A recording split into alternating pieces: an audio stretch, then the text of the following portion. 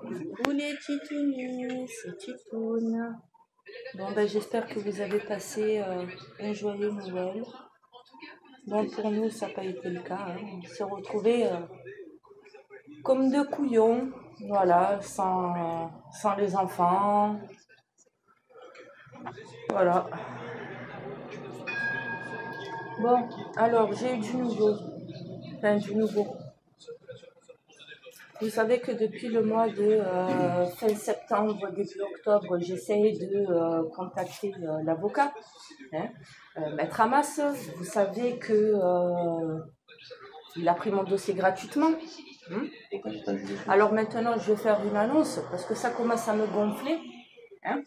Alors, à tous les parents qui souhaitent prendre Maître Hamas comme avocat, sachez une chose. Sachez bien une chose, c'est que ce mec, c'est un gros enfoiré de première classe. Ok ?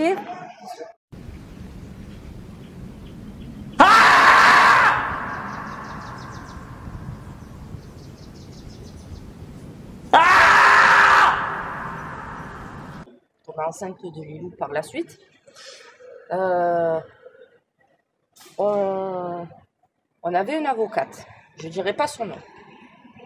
Cette avocate, elle était très bien. Le problème, c'est que comme à l'époque, j'étais sur Facebook via les parents d'enfants placés, hein, tous ces trous du cul qui m'ont mis dans la merde en 2018. Bref, j'ai été voir cet avocat, le grand prêcheur de parole des parents d'enfants placés.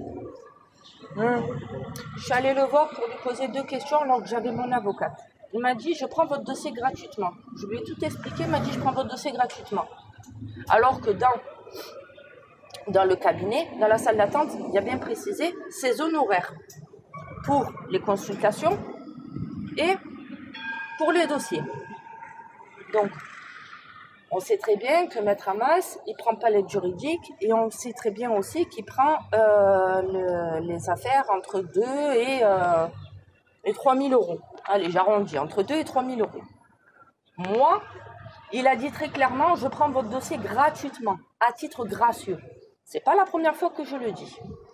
Depuis janvier dernier, donc j'étais pas encore partie dans le 54.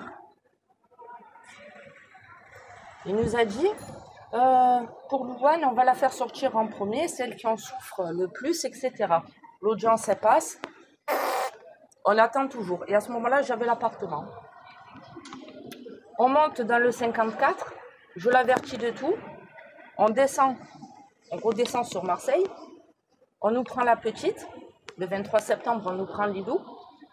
On se retrouve à l'hôtel.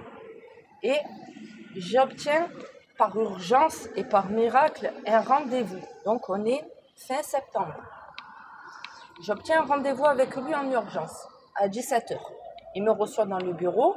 J'explique la situation par rapport à Lilou, ce qui s'est passé, pourquoi on me l'a pris, etc.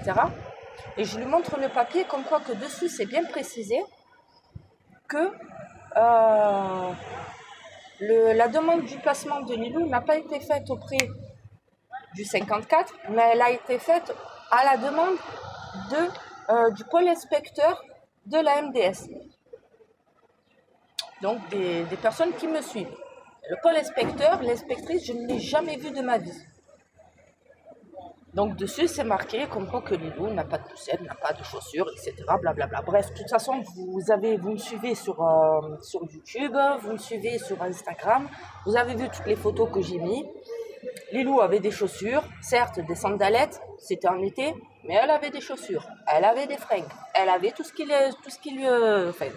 était pour elle, quoi.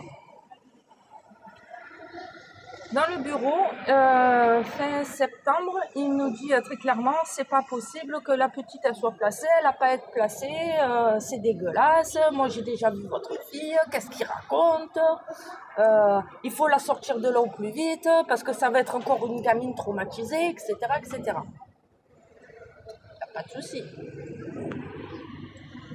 Depuis début octobre, j'arrête pas de le relancer.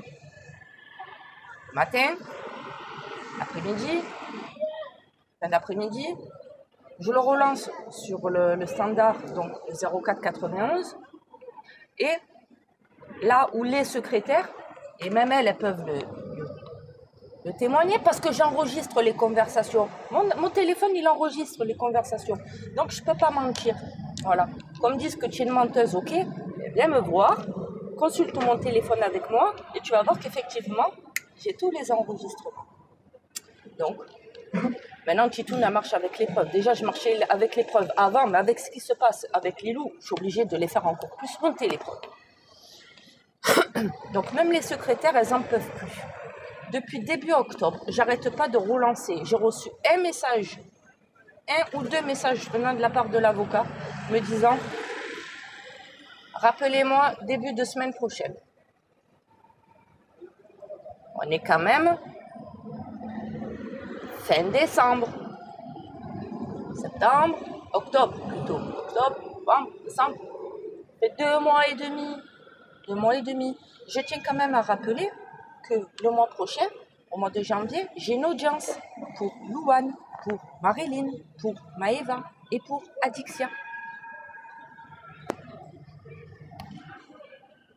Je ne peux même pas faire de mise au point. Je ne peux même pas préparer ma... Entre guillemets, je ne peux pas préparer ma défense. Voilà. Alors soit il va me rappeler tel grand messie à la dernière minute, au mois de janvier, pour me dire « J'ai reçu le papier, la convocation au tribunal, je ne pourrai pas me présenter ». Soit il ne va pas me répondre du tout et je vais me présenter comme une couillonne toute seule. Voilà. Alors, qu'on ne me dise pas, tente de trouver un autre avocat, parce que je fais que ça. Je fais que ça. Quand j'explique la situation, là, pas plus tard que là, maintenant, j'ai encore appelé une avocate. J'ai expliqué la situation. L'avocate, elle m'a dit, mais vous savez, madame Itier, il faut... Désolée, c'est les pompiers qui passent.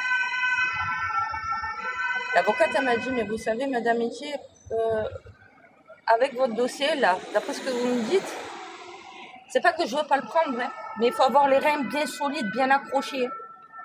Alors moi, déjà que j'ai les reins bousillés, je suis encore debout, et ça fait 7 ans que je tiens le coup. Et elle, enfin, les autres avocats, je sais pas comment ils font. Voilà. Mon dossier, il est tellement compliqué, il n'y a personne qui veut le prendre. Je vais faire ma défense toute seule, je crois. De toute façon, hein, j'ai toujours fait ça. Hein. Que voulez-vous que je vous dise? Enfin bref, déjà par rapport à l'avocat, voilà, c'est une grosse merde. Et il peut m'appeler, j'en ai rien à foutre, parce que moi j'ai toutes les preuves, hein, comme quoi que j'arrête pas de le harceler. J'ai même dit à la secrétaire, parce qu'elle me dit, ça fait des semaines qu'elle me dit, mais relancez-le sur le portable, harcelez-le, n'hésitez pas, envoyez-lui des messages, envoyez-lui des mails et tout. Eh oui, mais comme je lui ai dit à la secrétaire, et j'ai pas envie que ça me retombe dessus, qu'on me dise comme quoi que moi je harcèle l'avocat. Hein? Déjà, je suis assez en conflit avec l'ASE parce que malheureusement, ça n'avance pas. Et l'avocat, il se fout de ma gueule. Moi, je vous conseille, trouvez-vous un autre avocat. Pourtant, je n'ai pas payé. Hein. Je n'ai pas payé, heureusement. Vous voyez déjà, moi, mon dossier gratuitement, il ne le prend pas. Il le prend, il le cache. Il le cache. En fait, ce qu'il veut, c'est s'emplir les poches. Se remplir les poches, en fait, c'est le même système que l'ASE. C'est malheureux à dire, c'est le même système. Au plus, tu as des sous pour tes enfants. Et au plus, il va te les prendre, il va les mettre dans la poche. Voilà. Et puis, il y a une chance sur 4 pour qu'on te sorte les gamins. Parce que moi, il faut savoir, c'est que, ouais, j'ai des copines et des amis proches, même via les réseaux. Ils savent que je ne suis plus sur Facebook. Mais ce sont mes yeux pour moi. Ils font les choses à ma place sur Facebook. C'est bien ça. Moi, je ne demande rien. Hein.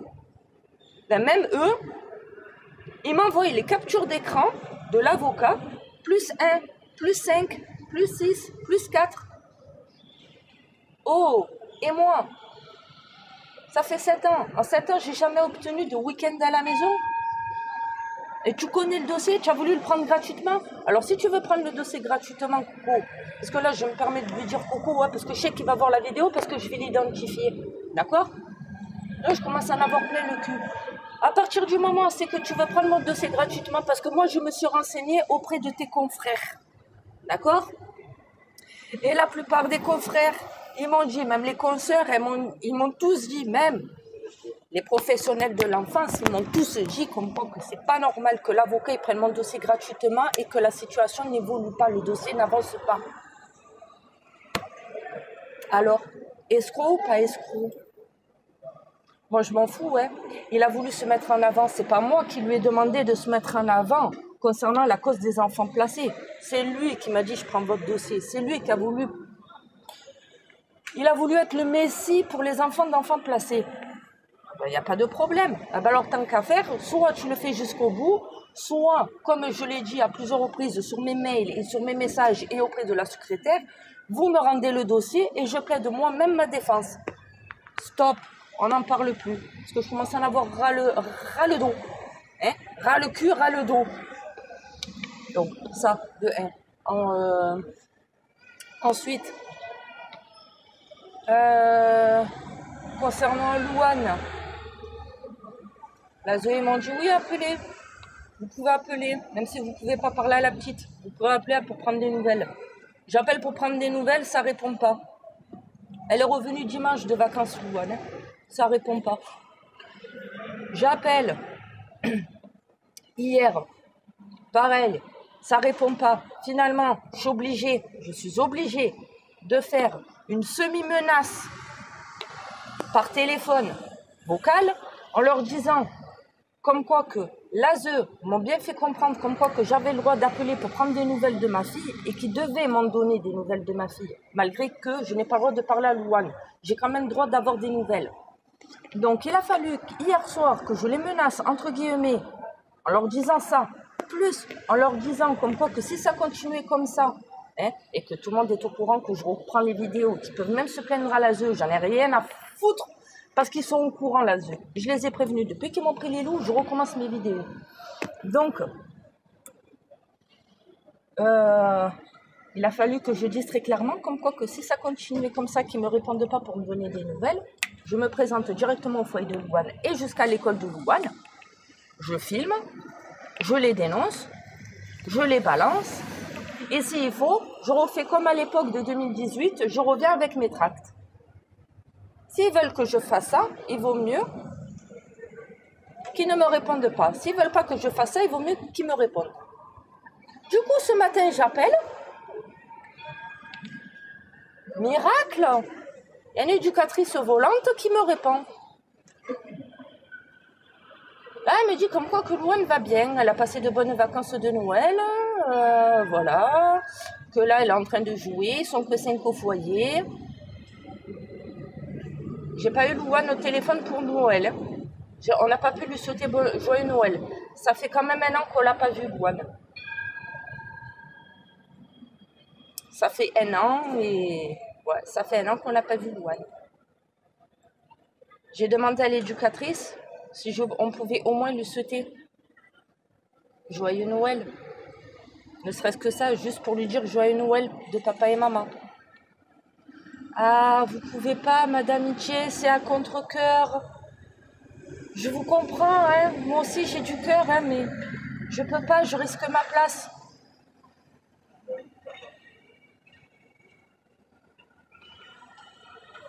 Mais après, ils vont me dire comme quoi que... Et juste après, elle me sort. Non, mais je comprends, je sais. Je le sais, ce que vous endurez, Madame Itier. À l'époque, j'étais sur le foyer de Maëva. Je sais que ça fait maintenant 7 ans que vos filles n'ont jamais passé un week-end à la maison. Et pourtant, je sais que vous aviez déjà l'appartement, que vous aviez la chambre adaptée pour les enfants. Voilà. Donc, joyeux Noël pour ma fille, je ne peux pas le dire. c'est pas grave. Mais après, on veut pas que je pète un plomb. Et après, on veut pas que je dénonce et que je balance ces putains de roms. Hein? Parce qu'il faut dire, hein, sur Marseille, sur tous les trottoirs, hein, de Belzins, parce que là, moi, je suis à Belzins. Hein. Alors, non mais les étudiants, je m'en fous. Sur Belzins, où c'est qu'il y a le centre-bourse, parce que moi, je suis en face du centre-bourse. Donc, celui qui veut me voir, je suis en face du centre-bourse. Il n'y a pas de problème pour discuter avec moi. Alors, à côté du centre-bourse, il y a le magasin Mini-Chic.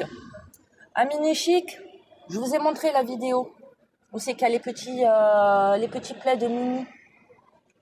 Il y a des roms avec les gamins. Ils sont aidés par l'ASE.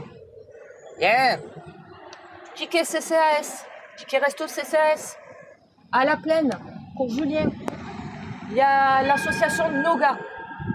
Association Noga. C'est l'assistante sociale qui te fait un bon, qui te fait une lettre. Tu vas manger là-bas. Il te donne un repas du midi et un repas du soir. Donc le midi, tu as un repas chaud, ça dépend. Celui qui mange le porc, il y a du jambon ou côte de porc ou autre, ça dépend. Et ceux qui ne mangent pas le porc, il y a du poisson, etc. Et le soir, malheureusement, tu n'as pas un repas chaud, tu as une salade. Voilà. Avec des chips ou autre, ça dépend. Compote, etc. Donc là-bas, tu as les roms, ils sont orientés vers là-bas pour manger. Ils sont aidés aussi par le CCAS, ils ont les tickets resto. Ils sont aidés par le Secours populaire et par la Croix-Rouge. Ils sont aidés vestimentairement. Plus, ils viennent en bas sur toutes les machines, sur tous les petits stands de snack. Avec les mioches, ils envoient les gamins.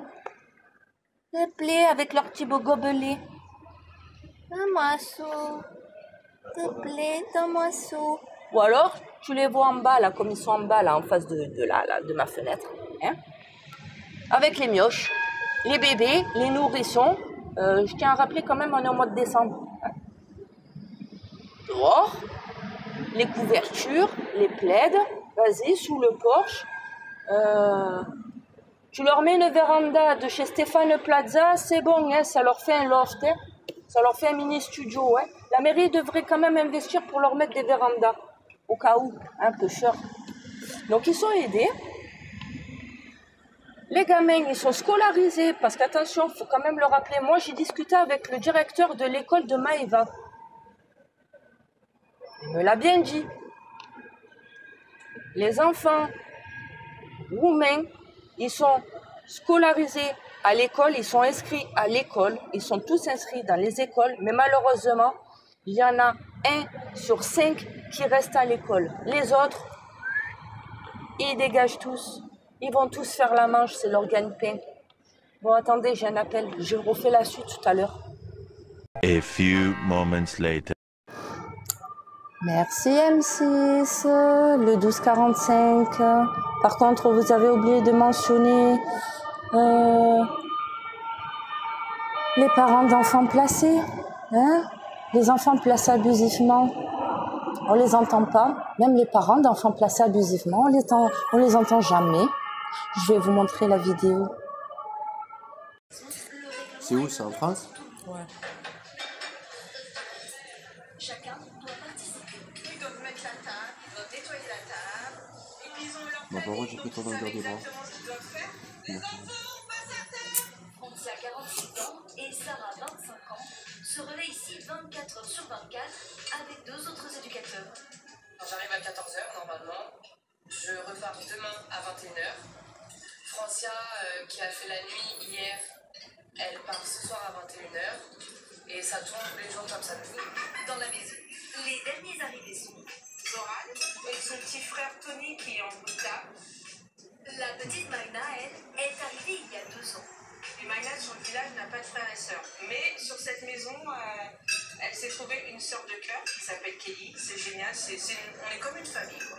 Une famille recomposée qui, à Noël, a pris ses petites habitudes. Toujours en chanson, bien sûr. Direction la patinoire du village, à quelques mètres à peine. Diana et Fanny y retrouvent leur ans, plus autonome, la jeune femme résidait dans une autre maison. Sur la patinoire en glace synthétique, installée spécialement pour Noël, l'équilibre est précaire. Un terrain de jeu financé uniquement grâce aux dons.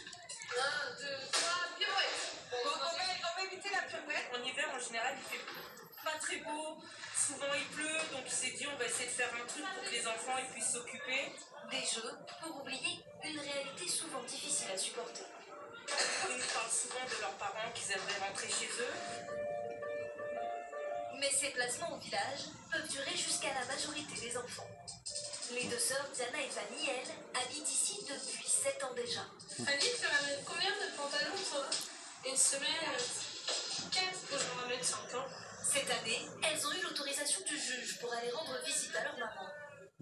Ça nous habitue à revivre avec maman. Et on s'amuse avec elle à Noël. On danse, on fait plein de trucs.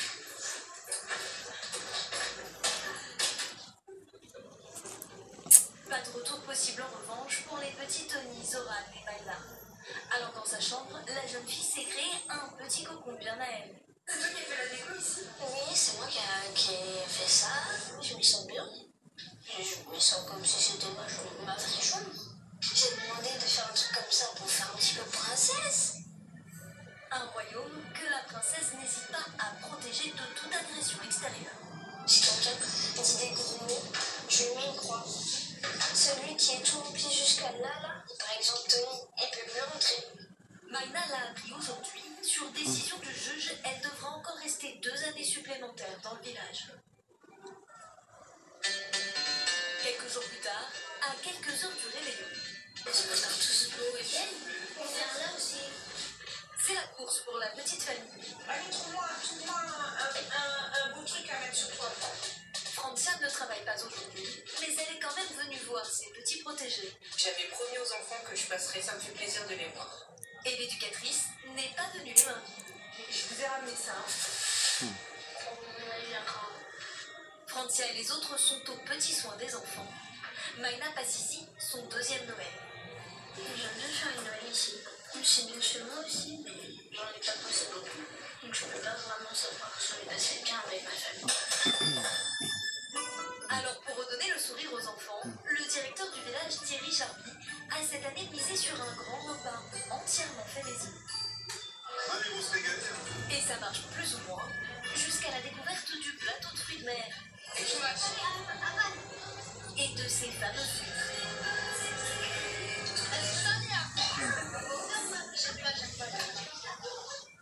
Pour l'ouverture des cadeaux, Zoran et Maïna devront encore patienter jusqu'au lendemain matin. Comme eux, dans les 15 villages de la Fondation, ils sont plus de 500 enfants à passer Noël loin de leur famille.